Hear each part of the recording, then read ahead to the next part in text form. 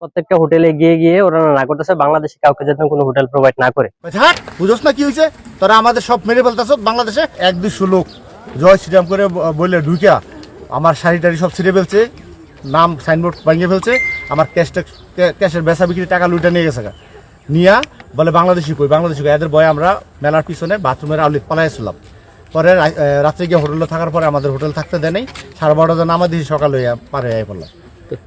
অনেকের লোকেরা খুব খারাপ ব্যবহার করে আমাদের সাথে, মানে কথা কথা মারতে চায়। এইটা হলো বর্ডারে হওয়ার পরে মানে একটু থামছি আর কি, যে ভাই কি হয়েছে, হাট বুঝোস না কি হয়েছে, তোরা আমাদের সব মেরে ফেলতেছ বাংলাদেশে, হাট এর বকামা ডাক, জলদি যাক, কথা বলবি না।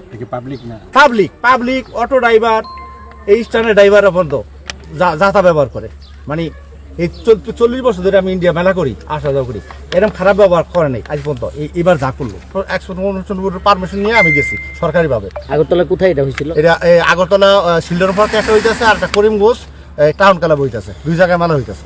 আমি আসার সময় এখানে 3টা বাউন্ডারি ছিল, খুব কষ্ট করে এসেছি এখান পর্যন্ত আর কি। মানুষ হ্যারাসমেন্ট করে, অন্য কেউ করে না। হোটেলে তো বলছে তো এখানে কোনো মানে থাকার জায়গা দেবে না। আমরা গতকাল গিয়েছিলাম ওইখানে যাওয়ার পর থেকে আমরা যখন একটা হোটেলে গেছি তখন দেখলাম যে ওইখানকার পুলিশ প্রত্যেকটা হোটেলে গিয়ে গিয়ে ওরা না করতেছে বাংলাদেশি কাউকে যেন কোনো হোটেল প্রোভাইড না করে। কোনো হোটেলে কেউ থাকতে পারবে না, প্লাস হচ্ছে কাউকে বাংলাদেশি কাউকে কোনো সিম প্রোভাইডও করছে না। এখানে গেলে এত পরিমাণ বিপদে পড়বে, থাকার কোনো জায়গা পাবে না, ভালো তো সিমের কোনো যোগাযোগের কোনো ব্যবস্থা নাই। প্লাস ওদের ব্যবহার যে পরিমাণ উগ্রতা ওইখানে দেখা যাচ্ছে যে, তারপর আমরা ওইখানে হোটেল না পেয়ে আমরা আবার গতকাল আসার জন্য চেষ্টা করছিলাম।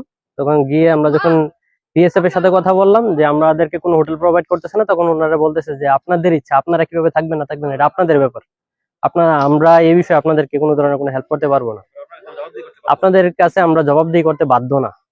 পরবর্তীতে আমরা কোনো উপায় না পেয়ে আমরা আগরতলা থেকে প্রায় 3 ঘন্টার রাস্তার দূরত্বে গিয়ে আমরা ওইখানে একটা হোটেলে রাত কাটাই। আজকে সকালবেলা উঠে আমরা ওইখান থেকে আসছি। আসার পথে ইমিগ্রেশনের যে রাস্তা, চেকপোস্টের রাস্তা পুরাটা পুলিশ দিয়ে একদম বরাট। তারপর হচ্ছে আপনার বাস দিয়ে এমন ভাবে বেড়া দিছে যে আপনার পকেট গেটটা পর্যন্ত রাখে নাই, যেটা দিয়ে আমরা আসতে পারবো।